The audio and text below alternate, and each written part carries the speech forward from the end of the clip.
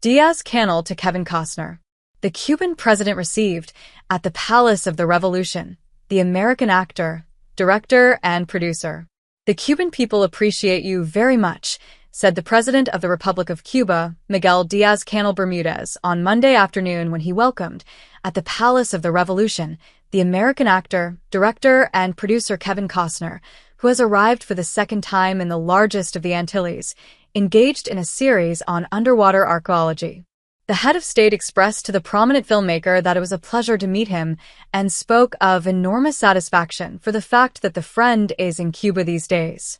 "The Cuban people appreciate you very much," said the dignitary, who included as reasons for this feeling not only Kevin Costner's artistic career, but also his special projection towards social and environmental issues. The famous actor said he has felt very well during these days in Cuba. "It's been a dream for a long time," he declared, and also stated, "I have studied the Caribbean a lot."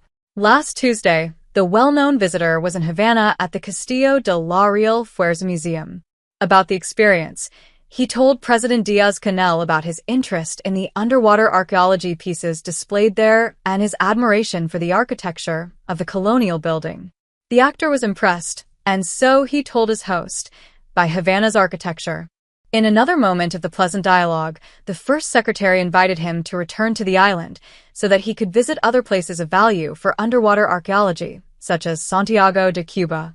Along with the U.S. director and producer, the Cuban Alejandro Mirabal, underwater archaeologist and researcher, took part in the exchange.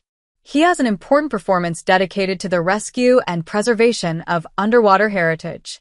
About this scholar, who holds a Guinness record as the person who has dived the most historic shipwrecks, with 243 registered sites, the American actor said that they met more than a decade ago in Mozambique, and that, since then, their friendship has grown.